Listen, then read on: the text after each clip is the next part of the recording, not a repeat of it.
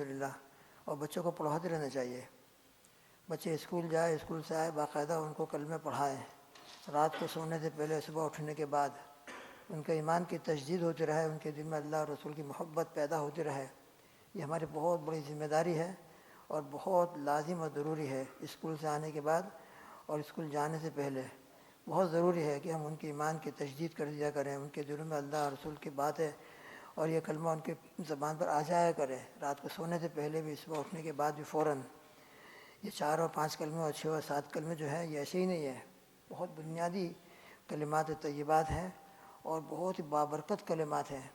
لہذا بچوں کو، بڑوں کو، مردوں کو، عورتوں کو اس کا ورد کرتے ہی رہنا چاہیے۔ اللہ ہم سب کو توفیق عطا فرمائے۔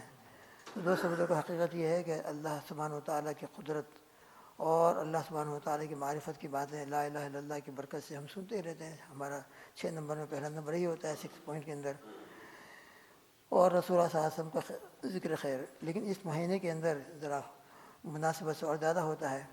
تو گزشتہ مجلسوں کے اندر بھی ہماری یہ بات چل رہی تھی کہ اللہ کے پیارے حبیب صلی اللہ علیہ وسلم کو اللہ نے بہت کمالات سے نوازا ہے، اتنے علوم دیے ہیں، اتنے کمالات دیے ہیں کہ آپ کے درجے تک کوئی پہنچ ہی نہیں سکتا۔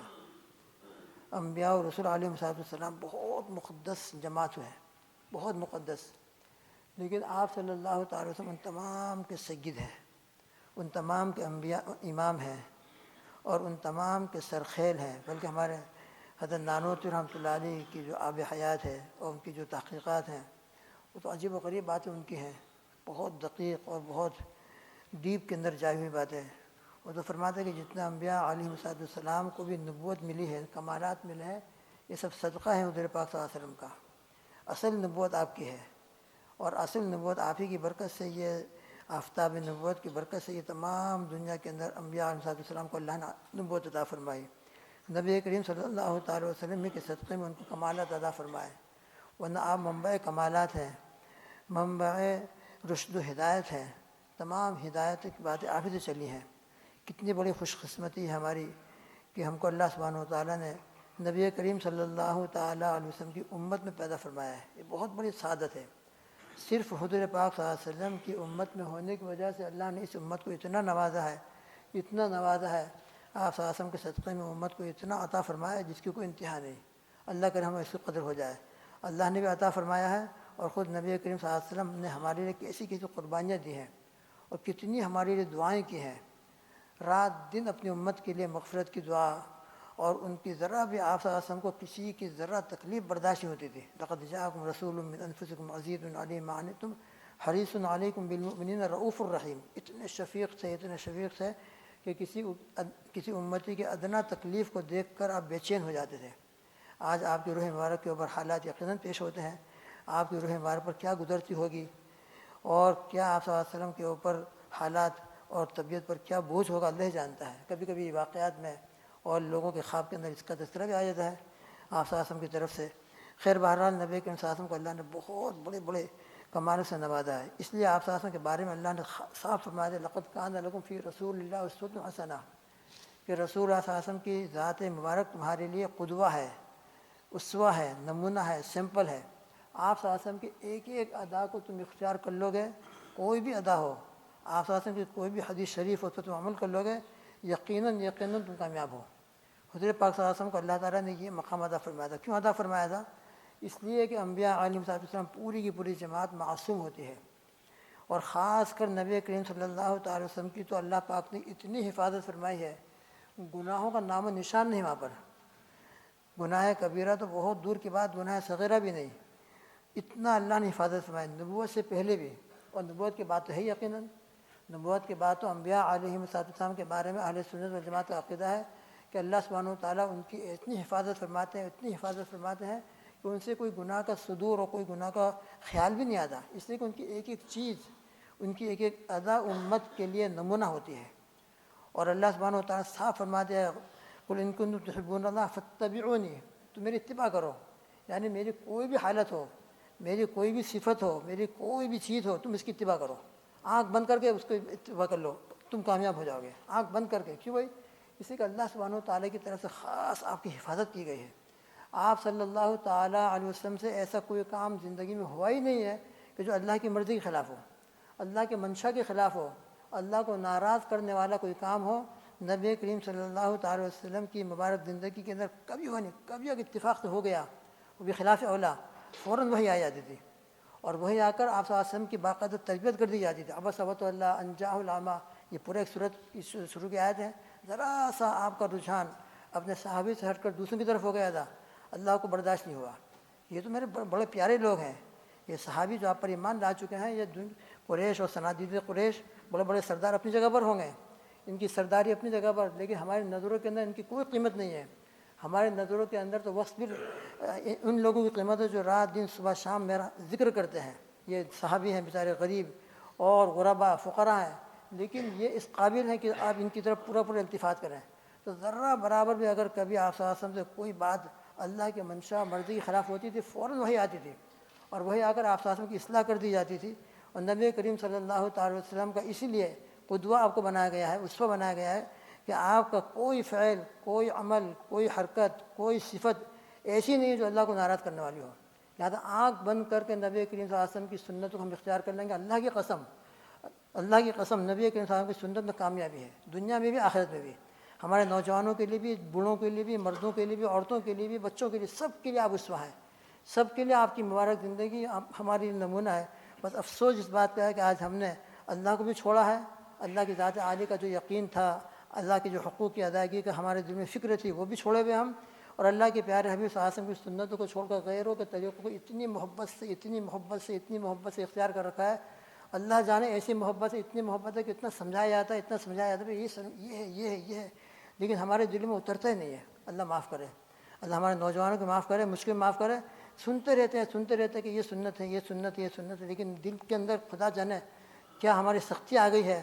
حضرات صحابہ کے دل اتنے نرم تھے، اور نبی کریم صلی اللہ علیہ وسلم کی تربیت کی برکت سے ان کے دلوں میں ماننے کا اتنا جذبہ تھا کہ اللہ کے پیارے حبیب صلی اللہ علیہ وسلم کی زبان مبارک سے کوئی بات نکلتی فوراً عمل میں آتی تھی، فوراً، ایک سیکنڈ کا اس میں اور ایک منٹ کی تاخیر نہیں ہوتی تھی۔ اللہ کی طرف سے کوئی آیت نازل ہوئی، آیت نازل ہونے کے بعد اللہ نے کوئی حکم دیا ہے، فوراً حضرات صحابہ کے عمل میں آ جاتا تھا۔ اللہ کرے وہ جذبہ، وہ ایمان، وہ اللہ کی معرفت، اللہ کی عظمت اور رسول اللہ صلی اللہ علیہ وسلم کی عظمت ہمارے دلوں میں پیدا ہو جائے کہ آج ہم کسی بڑے کی بات کو تو بہت سیریس لیتے ہیں، لیکن قرآن پاک کی آیتیں ہمارے سامنے آتی ہیں، گزر جاتی ہیں، کوئی ہم پر اثر نہیں ہوتا۔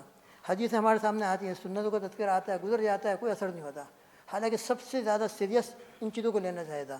اللہ ہم سب کو معاف فرمائے، امت کو مزاج بنا دے، کہنے والے کا بھی، سننے والوں کا بھی، کہ جو بات سنیں اس پر عمل کرنا شروع کر دیں۔ اللہ پاک ہم سب کو عمل کی توفیق عطا فرمائے۔ تو خیر، نبی کریم صلی اللہ علیہ وسلم کی ایک ایک چیز، ایک ایک ادا امت کے لیے نمونہ ہے۔ حضور پاک صلی اللہ تعالیٰ عنہ کے اخلاق مبارکہ ابو داؤد شریف کے اندر امام ابو داؤد رحمۃ اللہ علیہ نے کتاب الادب قائم کیا ہے، اور کتاب الادب کے اندر بالکل پہلا باب قائم کیا ہے، باب الحلم و اخلاق النبی صلی اللہ تعالیٰ وسلم، یعنی حلم اور نبی کریم صلی اللہ تعالیٰ علیہ وسلم کے اخلاق مبارکہ۔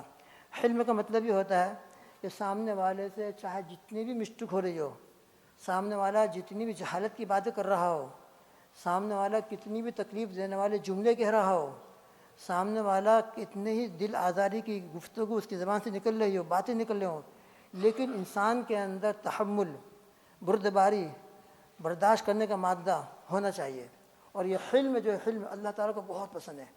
حضور پاک صلی اللہ تعالیٰ وسلم کو اللہ پاک نے یہ صفت حلم اتنی عطا فرمائی تھی کہ ایسے ایسے واقعات احادیث مبارکہ کے اندر ذکر کیے گئے ہیں کہ میں اور آپ ہوتے تو پتہ نہیں کیا سے کیا ہو جاتا، ہم سے ایک بات برداشت نہیں ہوتی، اور نبی کریم صلی اللہ علیہ وسلم کو کیا کیا کہا جا رہا ہے، آپ کی شان میں کیا کیا گستاخیاں کی جا رہی ہیں، بلکہ آپ کے جسم مبارک کے ساتھ کیا کیا حرکتیں کی جا رہی ہیں، مگر نبی کریم صلی اللہ علیہ وسلم کے چہرے انور کے پاس ذرہ برابر اس کا کوئی اثر نہیں، کوئی غصے کا اثر نہیں، اور کوئی نامناسب جملہ نہیں۔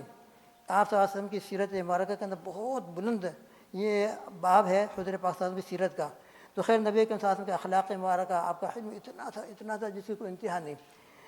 زید ابن ثانہ، یہ یہودیوں کے ایک عالم تھے، ان کا نبی کریم صلی اللہ تعالیٰ علیہ وسلم کا کچھ قرضہ تھا۔ حضور پاک صلی اللہ علیہ وسلم کبھی کبھی قرضہ بھی لے لیا کرتے تھے، حتیٰ کہ یہودیوں سے بھی قرضہ لیا ہے، لیکن یہ قرضہ اپنی ذات کے لیے نہیں ہوتا تھا، اپنے مفاد کے لیے نہیں ہوتا، امت کے لیے ہوتا تھا۔ کسی موقع کے بعد لے لیا ہوگا، قرضے کی ادائیگی کے 2-3 دن باقی تھے، اتفاق سے حضور پاک صلی اللہ تعالیٰ وسلم ایک جنازے میں تشریف لائے ہوئے تھے، جس میں سیدنا ابو بکر رضی اللہ تعالیٰ عنہ، حضرت عمر رضی اللہ تعالیٰ عنہ، حضرت عثمان رضی اللہ تعالیٰ عنہ اور دوسرے حضرات صحابہ کی ایک جماعت تھی۔ زید بن ثانہ وہاں پہنچ گئے، اور پہنچنے کے بعد نبی کریم صلی اللہ تعالیٰ علیہ وسلم کے ساتھ بے انتہا نازیبہ حرکت کی، زیادہ کے ساتھ آپ کے گردن پکڑ لی، گریبان پکڑ لیا، بالکل پکڑ کھینچنا شروع کر دیا، اور یہ کہنا شروع کر دیا کہ میرا حق ادا کرو، حالانکہ حق ادا کرنے کے لیے بھی 2-3 دن باقی تھے۔ پھر اس کے بعد ایک جملہ کہا کہ تم لوگ جو ہو عبد المطلب کی اولاد بس ایسے ہی ہو، حق کی ادائیگی کے اندر ٹال مٹول کرتے رہتے ہو، کسی کا حق لیا ہو تو ادا کرنے کا تم کو خیال نہیں آتا۔ کتنے نازیبہ جملے تھے، کتنے ناشائستہ باتیں تھیں، اور کیا اس نے حرکت کی تھی۔ حضرت عمر رضی اللہ عنہ وہاں پہ کھڑے ہوئے تھے، وہ تو بالکل لال پیلے ہو گئے، ان سے کہ برداشت ہوتا ہے یہ باتیں، ان کی آنکھیں بالکل گھومنے لگیں۔ زید بن ثانہ دیکھ رہا ہے کہ ان کی آنکھیں گھوم رہی ہیں، حضور پاک صلی اللہ تعالی وسلم بھی دیکھ رہے ہیں۔ حضرت عمر رضی اللہ تعالیٰ عنہ سے برداشت نہیں ہوا، اس کو ہٹانے کی کوشش کی اور کہا کہ اپنا ہاتھ اٹھا، تجھے شرم نہیں آتی کہ تو اللہ کے نبی صلی اللہ علیہ وسلم کے ساتھ اس قسم کی بیجا حرکتیں کر رہا ہے اور اس قسم کے ناشائستہ باتیں کہہ رہا ہے۔ حضور پاک صلی اللہ تعالی وسلم خاموش رہے، مسکراتے رہے، اور اس کے بعد حضرت عمر بن خطاب رضی اللہ تعالیٰ عنہ سے فرمایا، ایک عمر، اس وقت مناسب یہ تھا کہ تم اس رویے کے بجائے، تم نے جو اس وقت حرکت کی ہے، اس کے بجائے میرے بارے میں اور ان کے بارے میں دوسرا رویہ اختیار کرتے، دوسرا طریقہ اختیار کرتے۔ مجھ کو یہ کہتے ہیں کہ جب آپ کے اوپر ان کا حق باقی ہے، قرضہ باقی ہے، تو ان کا قرضہ ادا کرنے کے لیے یا رسول اللہ صلی اللہ علیہ وسلم آپ فکر کیجئے، ان کا قرضہ ادا ہو جائے، آپ فکر کیجئے۔ میں اس بات کا مستحق تھا کہ آپ تم مجھ کو یہ جملے کہتے، اور ان کو یہ کہتے کہ بھائی تمہارا حق باقی تھا تو ٹھیک ہے، اور مطالبہ کرنے کا تم کو حق تھا، لیکن صحیح طریقے سے مطالبہ کرتے، یہ کیا غلط طریقہ اختیار کیا تم نے؟ تو حضور پاک صلی اللہ تعالیٰ وسلم نے حضرت عمر رضی اللہ تعالیٰ عنہ کی تربیت فرمائی کہ تم نے زید بن ثانہ کو جو باتیں کہی ہیں یہ مناسب نہیں تھا، بلکہ مناسب یہ تھا۔ حضور پاک صلی اللہ تعالیٰ وسلم مسکراتے رہے، کوئی جواب نہیں دیا۔ پھر اس کے بعد نبی کریم صلی اللہ تعالیٰ وسلم نے حضرت عمر کو یہ باتیں کہنے کے بعد فرمایا کہ تم ان کو اپنے ساتھ لے جاؤ اور ان کا حق ادا کر دو، اور حق ادا کرنے کے ساتھ ساتھ 20 سا کھجوریں ان کو اور زیادہ دو، ان کا جتنا حق ہے اس کی بنسبت اور زیادہ 20 سا کتنے ہوتے ہیں؟ ایک سا کھجور جو ہے 3.5 کلو ہوتی ہے، تو 20 سا کھجور تقریباً 70 کلو ہے تقریباً، تو ان کا جتنا حق ہے ان کے حق سے بھی زیادہ تم کو ادا کر دو۔ حضرت عمر بن خطاب رضی اللہ تعالیٰ عنہ کو ساتھ لے گئے، حالانکہ عمر بن خطاب کتنا ان کے اوپر جلال، لیکن وہ بھی اللہ کے پیارے حبیب صلی اللہ علیہ وسلم کی باتوں کی سننے کے بعد ہم جیسے نہیں تھے کہ جذبات کے اندر آ گئے ہیں تو جذبہ باقی ہی رہے، غصہ باقی رہے۔ حضور پاک صلی اللہ تعالی وسلم نے جب ان کی اصلاح فرما دی کہ عمر تم کو یہ کہنا چاہے تھا، یہ کہنا چاہے، وہ بھی فوراً ٹھنڈے ہو گئے ختم ہو کے بعد، اور پھر انہی کے ساتھ بھیجا۔ یہ بھی عجیب و غریب بات کہ عمر تم ان کو لے جاؤ، ان کا حق ادا کرو، اور حق ادا کرنے کے ساتھ ساتھ مزید ان کو 20 سا کھجوریں دو۔ چنانچہ عمر بن خطاب رضی اللہ تعالیٰ عنہ کو ساتھ لے گئے۔ پھر اس کے بعد کوئی غلط حرکت ان کے ساتھ نہیں کی، کوئی غلط جملہ ان کو نہیں کہا، بلکہ ان کا جتنا حق تھا پورا ادا کر دیا، اور ادا کرنے کے ساتھ 20 سا کھجوریں بھی ان کو ادا کی۔ پھر اس کے بعد وہ زید بن ثانہ کہتا ہے کہ تم نے مجھ کو پہچانا میں کون ہوں؟ میں کہ میں تو نہیں جانتا۔ پھر اس نے اپنا نام لیا، زید بن ثانہ۔ تو عمر بن خطاب رضی اللہ تعالیٰ نے نام سن رکھا تھا، لیکن یہ کون شخص ہے پہچانتے نہیں تھے۔ سنا تھا کہ یہودیوں کے ایک بڑا عالم ہے اور زید بن ثانہ ان کا نام ہے، تو انہوں نے کہا کہ میں زید بن ثانہ ہوں۔ اب عمر بن خطاب رضی اللہ عنہ فرمایا کہ یہودی عالم کہا، میں وہی یہودی عالم۔ پھر انہوں نے کہا کہ بات دراصل یہ تھی، یہ جو میں نے حرکتیں کی تھی، ہم نے اپنی کتابوں کے اندر رسول اللہ صلی اللہ علیہ وسلم کی نبوت کی جتنی نشانیاں پڑھی تھیں، تورات کے اندر، انجیل کے اندر، وہ سب نشانیاں میں نے آپ صلی اللہ علیہ وسلم کو دیکھتے ہی اندازہ ہو گیا کہ آپ نبی آخر الزماں ہیں، نبی آخر الزماں، مجھ کو پورا یقین ہو گیا۔ لیکن 2 باتیں میرے ذہن میں تھیں، میں ان 2 باتوں میں آپ صلی اللہ تعالیٰ علیہ وسلم کا امتحان لینا چاہتا تھا، اور دیکھنا چاہتا تھا کہ 2 باتیں جو ہماری کتابوں میں لکھی ہوئی ہیں، 2 صفتیں آپ کی بیان کی گئی ہیں، وہ آپ کے اندر موجود ہیں یا موجود نہیں۔ ان میں ایک صفت یہ ہے کہ آپ کا حلم آپ کے غضب کے اوپر، آپ کی بردباری آپ کے غصے کے اوپر غالب ہوگی، یعنی ایک طرف غصہ ہے، ایک طرف بردباری ہے، لیکن غصے کے تقاضے کو آپ پورا نہیں کریں گے، بلکہ حلم اور بردباری والا جو صفت ہے وہ غالب رہے گی، اور اس کا نتیجہ یہ ہوگا کہ آپ کی زبان کے اوپر کوئی غصے کے آثار نہیں ہوں گے، کوئی غلط جملہ نہیں ہوگا، تو آپ کا حلم آپ کے غصے پر غالب ہوگا۔ ایک صفت یہ میں نے پڑھی تھی۔ اور دوسری صفت یہ پوری تھی کہ آپ کے ساتھ صلی اللہ تعالی وسلم کے ساتھ کوئی جتنی جہالت کی بات کرے گا اور اپنی جہالت میں بڑھتا جائے گا بڑھتا جائے گا بڑھتا جائے گا، اتنا ہی آپ صلی اللہ تعالی وسلم کا حلم بڑھتا جائے گا۔ عام طور پر یہ ہوتا ہے کہ سامنے والا ایک جملہ دو جملہ ہم سے برداشت ہوتا ہے، پھر برداشت نہیں ہوتا، ایک دو تین چار کے بعد پھر ہم سے بڑے سے بڑا بھی ہو لیکن پھر اس کی زبان کھل جاتی ہے۔ لیکن نبی کریم صلی اللہ علیہ وسلم کی صفت مبارک یہ فرمایا کہ سامنے والا جہالت کے اندر بڑھتا جائے گا بڑھتا جائے گا بڑھتا جائے گا، اور اس کے مقابلے میں حضور پاک صلی اللہ علیہ وسلم کے چہرے انور کے اوپر اور حلم کے اندر اور اضافہ ہوگا اور زیادتی ہوگی۔ تو یہ دو صفتیں میں جاننا چاہتا تھا، آج میں نے ان کا امتحان کر لیا، میں نے خود اپنی آنکھوں سے دیکھ لیا، لہذا میں تمہارے سامنے گواہی دیتا ہوں، اشہد ان لا الہ الا اللہ، بے شک اللہ ہمارا رب ہے اور محمد صلی اللہ علیہ وسلم اللہ کے نبی ہیں۔ اور پھر انہوں نے کہا کہ دیکھو میں زید بن ثانہ ہوں اور اللہ نے مجھ کو بہت مال دیا ہے، میں صاحب مال ہوں، میں تم کو گواہ بناتا ہوں کہ میں اپنے مال کا آدھا حصہ آئندہ پوری امت پر خرچ کروں گا۔ تو عمر بن خطاب رضی اللہ تعالیٰ عنہ نے فرمایا کہ پوری امت کا نام مت لو، کچھ امت کا نام لو، چاہے تمہارے پاس جتنا بھی مال ہو، جتنے سب کو پہنچ نہیں سکو گے آپ کہ ایک ایک کی جا کر مدد کرو، بس امت میں سے کچھ حصہ ہے جتنا بھی ہوگا میں ان کی مدد کروں گا۔ اس کے بعد یہ دونوں کے دونوں حضور پاک صلی اللہ تعالیٰ علیہ وسلم کی خدمت میں حاضر ہوئے، اور حاضر ہو کر زید بن ثانہ نے اشہد ان لا الہ الا اللہ و اشہد ان محمد عبدہ و رسولہ یہ کلمہ پڑھا اور ایمان میں داخل ہو گئے۔ یہ ہے نبی کریم صلی اللہ تعالی وسلم کے اخلاق مبارکہ۔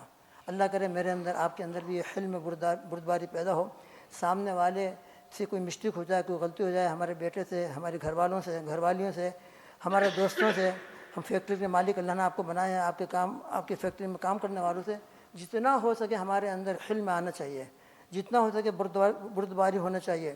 سامنے والا چاہے جتنا بھی غلط کام کر رہا ہو، انسان کی اخلاق کی تقاضا یہ ہے، اور نبی کریم صلی اللہ علیہ وسلم کی سیرت مبارکہ کا تقاضا یہ ہے کہ میرا چہرہ نہ بدلے، زبان نہ بدلے، ہاتھ نہ اٹھے، بلکہ اپنے چہرے پر بھی وہی مسکراہٹ ہو، اپنے چہرے کے اوپر اچھی باتیں ہوں۔ اللہ اکبر اللہ اکبر اللہ اکبر اللہ اکبر۔ اللہ ہم سب کو عمل کی توفیق عطا فرمائے، آمین۔ اللہ اکبر اللہ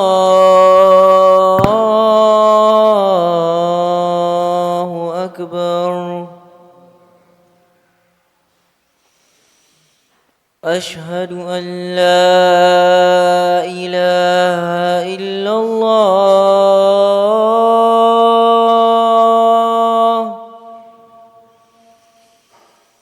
اشہد ان لا الہ الا اللہ،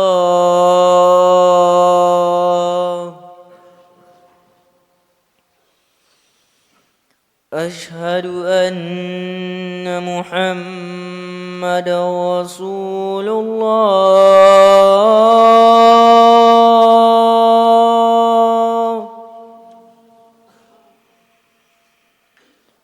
اشہد ان محمد رسول اللہ،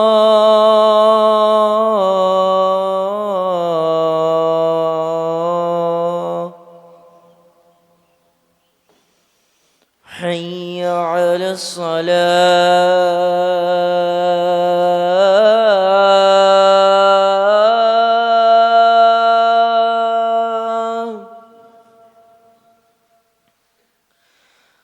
حی علی الصلاۃ،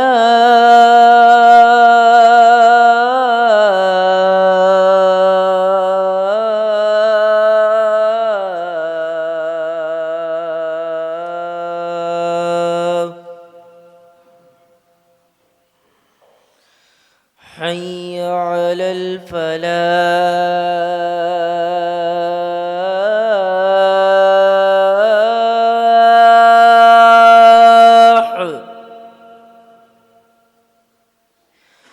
حی علی الفلاح۔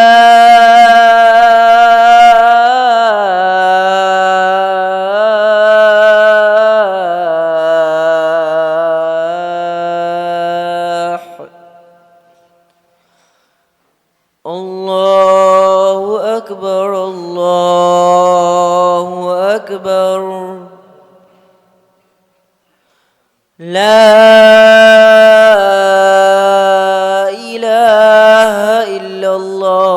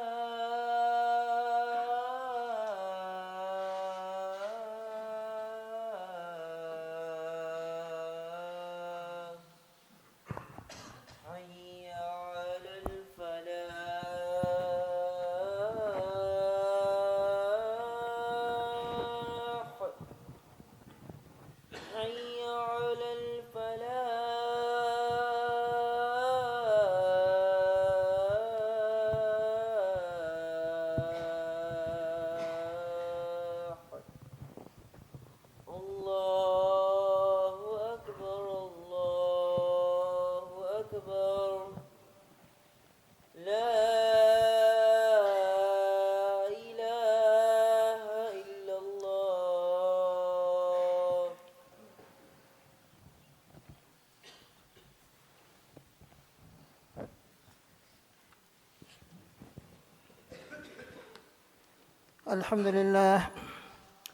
الحمد لله الذي خلق كل شيء فأحسن خلقه وترتيبه، وأدب نبيه محمدا صلى الله عليه وسلم فأحسن تأديبه، وزكى أوصافه وأخلاقه فاتخذ صفيه وحبيبه، ووفق للاقتداء به من أراد تهذيبه.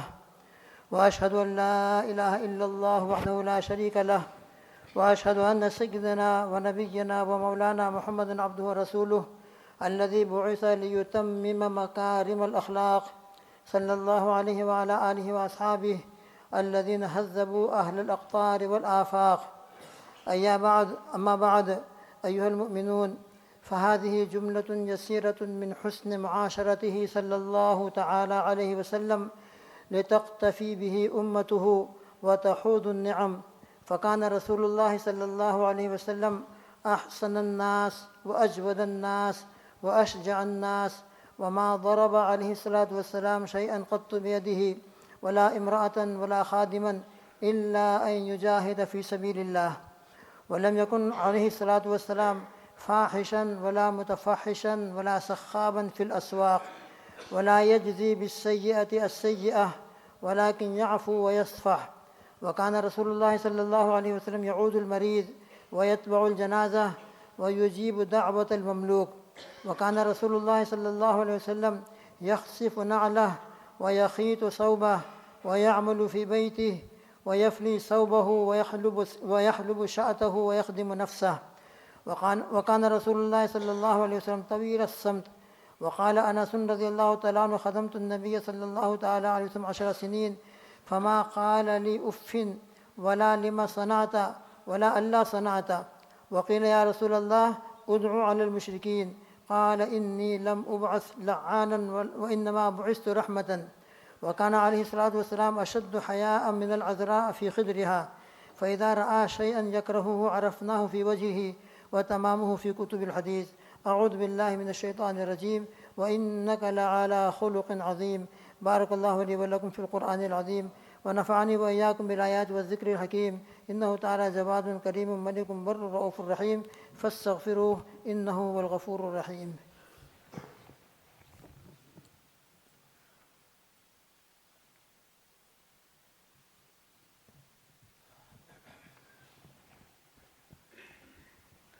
الحمد لله نحمده ونستعينه ونستغفره ونؤمن به ونتوكل عليه، ونعوذ بالله من شرور أنفسنا ومن سيئات أعمالنا. من يهده الله فلا مضل له، ومن يضلل فلا هادي له. ونشهد أن لا إله إلا الله وحده لا شريك له، ونشهد أن سيدنا ومولانا محمدا عبده ورسوله أرسله بالحق بشيرا ونذيرا بين يدي الساعة. من يطع الله ورسوله فقد رشد، ومن يعصهما فإنه لا يضر إلا نفسه ولا يضر الله شيئا. أعوذ بالله من الشيطان الرجيم. بسم الله الرحمن الرحيم. إن الله وملائكته يصلون على النبي، يا أيها الذين آمنوا صلوا عليه وسلموا تسليما. اللهم صل على محمد وعلى آل محمد كما صليت على إبراهيم وعلى آل إبراهيم إنك حميد مجيد. اللهم بارك على محمد وعلى آل محمد كما باركت على إبراهيم وعلى آل إبراهيم إنك حميد مجيد. اللهم صل على محمد عبدك ورسولك، وصل على المؤمنين والمؤمنات والمسلمين والمسلمات، وبارك على محمد وأزواجه وذرياته أجمعين.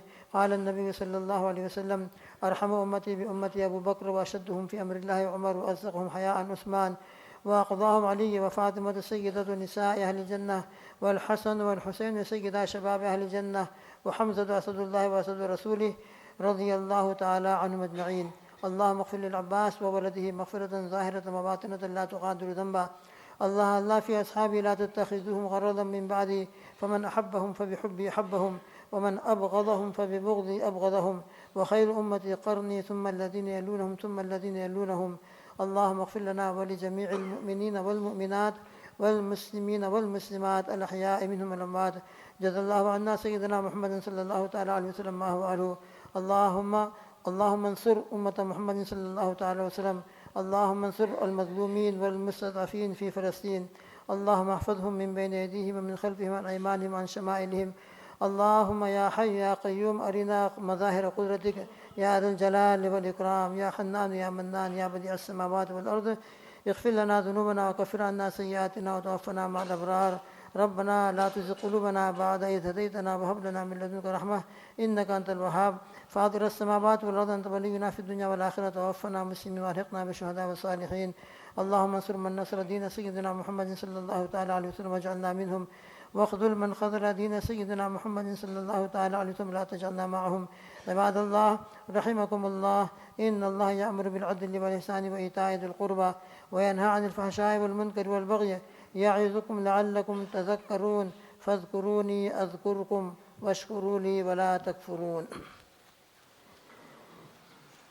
سووا صفوفكم يا أيها الإخوان واعتدلوا في صفوفكم واسدوا الخلل. اس صفحے درست فرمائے، درمیان میں جگہ خالی نہ چھوڑیں اور مل کر کھڑے آگے کی جگہ کو کمپلیٹ کر لیں. آگے کی جگہ کمپلیٹ کر لیں. آپ کے صف کے اندر آگے جگہ ہو تو فوراً آگے بڑھ جائے. حضور پاک صلی اللہ علیہ وسلم کا بہت اس پر الحمدللہ وعدہ ہے کہ جو صف کو پورا کرنے کے لیے آگے بڑھے گا اللہ تعالیٰ اس کو جنت میں مقام عطا فرمائیں گے، درجہ بلند فرماتے ہیں اللہ تعالیٰ. پھر پیچھے والے رائٹ سائڈ آ جائیں، جماعت خانے کی رائٹ سائڈ میں جگہ ہے بھائی. پیچھے والا ہمت کر کے ادھر آ جائے بھائی.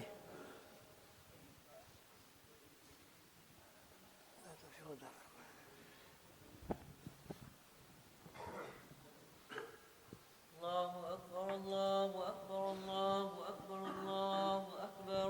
أشهد أن لا إله إلا الله أشهد أن لا إله إلا الله أشهد أن محمدا رسول الله أشهد أن محمدا رسول الله. حي على الصلاة حي على الصلاة حي على الفلاح حي على الفلاح. قد قامت الصلاة قد قامت الصلاة. الله أكبر الله أكبر لا إله إلا الله. اللہ اکبر.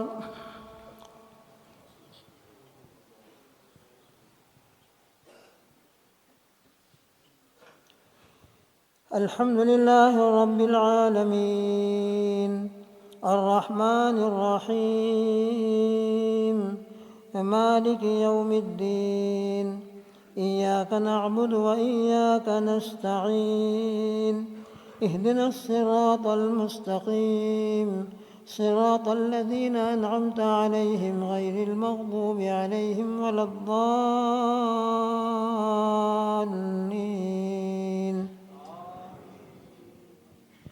والضحى والليل إذا سجى ما ودعك ربك وما قلى وللآخرة خير لك من الأولى ولسوف يعطيك ربك فترضى.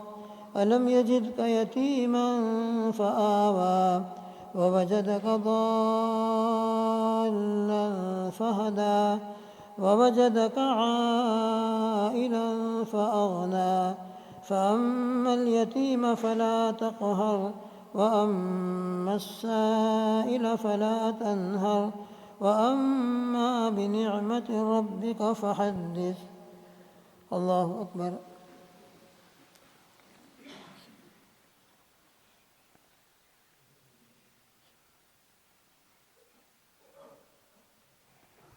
سمع الله لمن حمده. الله أكبر.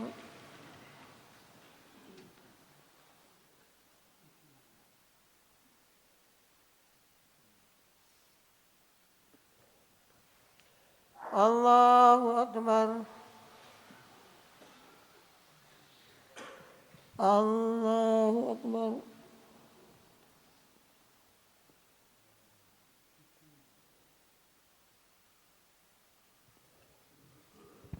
الله أكبر.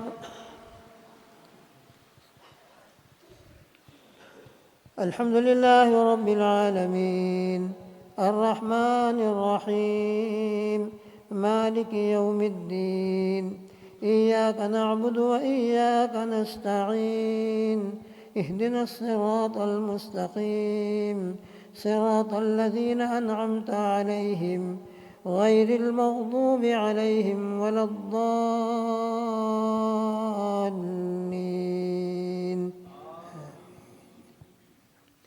ألم نشرح لك صدرك ووضعنا عنك وزرك الذي أنقض ظهرك ورفعنا لك ذكرك فإن مع العسر يسرا إن مع العسر يسرا فإذا فرغت فانصب وإلى ربك فارغب. الله أكبر.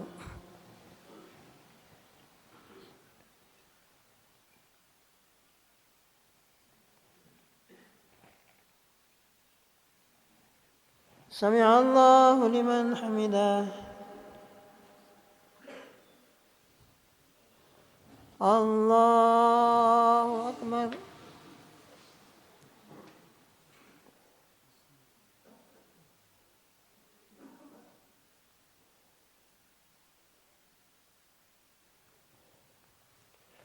الله أكبر. الله أكبر.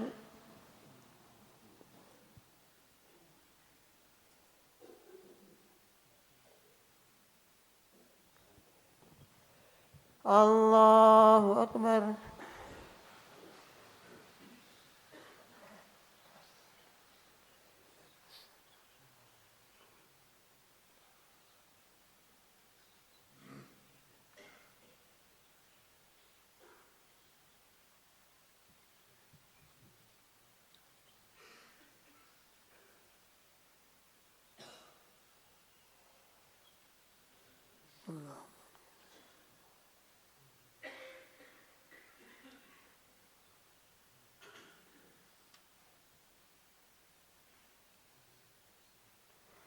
السلام عليكم ورحمة الله.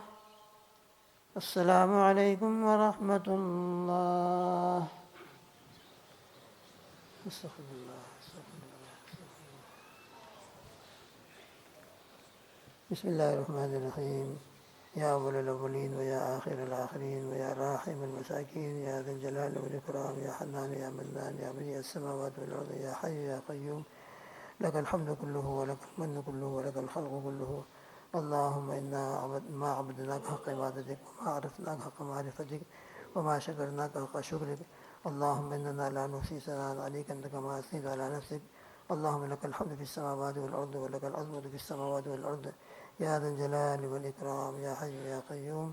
إنا نسألك بأننا نشهد أنك أنت الله لا إله إلا أنت الأحد الصمد الذي لم يلد ولم يولد ولم يكن له كفوا أحد. اللهم صل على سيدنا محمد النبي الأمي وآله وأصحابه وبارك وسلم. ربنا آتنا في الدنيا حسنة وفي الآخرة حسنة وقنا عذاب النار. ربنا لا تزغ قلوبنا بعد إذ هديتنا وهب لنا من لدنك رحمة إنك أنت الوهاب. اللهم يا مقلب القلوب ثبت قلوبنا على دينك. اللهم يا مصرف القلوب صرف قلوبنا على طاعتك یا ذا الجلال والاکرام. تمام کو مغفرت فرما یا اللہ. جن کا انتقال ہوا ہے آج ہوا ہو کل ہوا ہو قریب زمانے میں ہو بعید زمانے میں ہو سب کی مغفرت فرما. تمام مرحومین کی قبر کو یا اللہ اپنے فضل سے ریاض الجنہ بنا دیجیے. اے اللہ آپ نے ہم کو زندگی عطا فرمائی ہے. زندگی کا ایک ایک دن بہت قیمتی ہے. توبہ کرنے کا ٹائم ہمارے پاس موجود ہے. اپنی زندگی کو بدل سکتے ہیں. یا اللہ ہم سب کو پوری امت کو آپ صلی اللہ تعالی وسلم کی مبارک لاہب دین اور مبارک لاہب شریعت اور آپ کے نورانی اور مبارک سنتوں پر عمل کرنے کی ہم سب کو توفیق عطا فرما. جو سنتیں یا اللہ ہماری زندگی سے نکلی بھی ہے اس پر ندامت نصیب فرما, افسوس اور حسرت عطا فرما. اور جو سنت ہماری زندگی میں ہے یا اللہ اس پر شکر ادا کرنے کی توفیق عطا فرما. آپ کے جتنے احکامات ہیں, جتنے فرامین عالیہ ہیں, سب سے پہلے نماز ہے, 5 وقت کی نماز یا اللہ جس کے ہماری زندگی میں اگر چل رہی ہیں تو شکر اللہ آپ کا توفیق ہے, اور اگر نہیں ہے تو ہم سب کو سچے دل سے توبہ کر کے 5 وقت کی 5 نمازیں جماعت کے ساتھ ادا کرنے کی توفیق عطا فرما. پورے دین اور پورے شریعت عمل کرنے کی توفیق عطا فرما. ہمارے اخلاق حضور پاک صلی اللہ تعالی وسلم کے اخلاق کا نمونہ بن جائے. امت اخلاق عظیمہ پر آ جائے, اخلاق حسنہ کو اختیار کر لے. اللہ توفیق عطا فرما. دین کے جتنے بھی کام ہو رہے ہیں یا اللہ ان تمام کاموں کو قبول فرما, اس میں برکت عطا فرما. یا اللہ حرمین شریفین کی تقدس کی حفاظت فرما.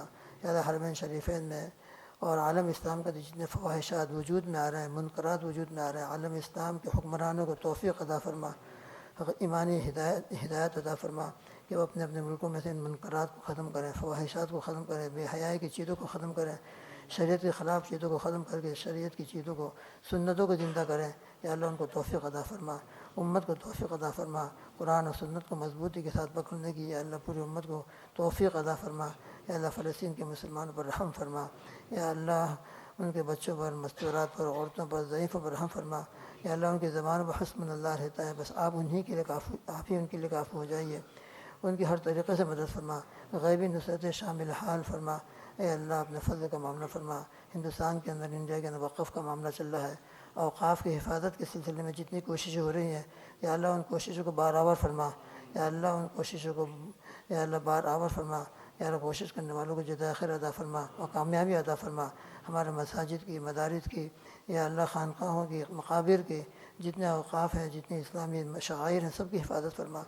یا اللہ تمام دینی کام کرنے والوں کو حوصلہ عطا فرما، تمام مدارس کا غیب سے تکفل فرما۔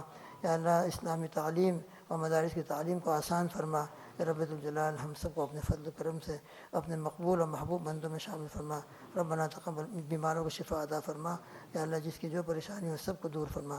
اللہم صلی علی سیدنا محمد وآلہ وصحبہ وازواجہ اجمعین۔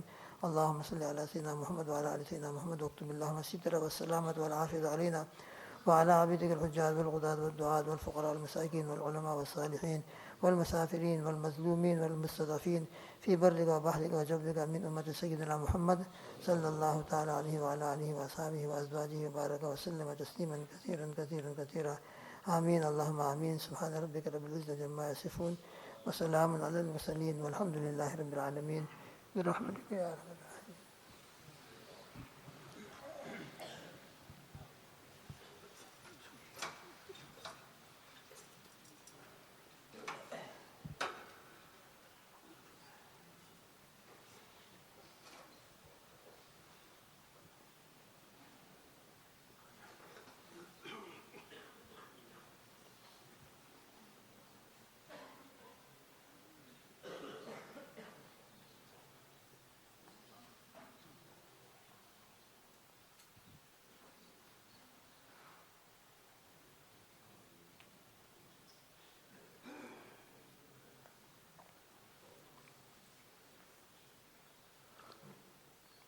الحمد لله.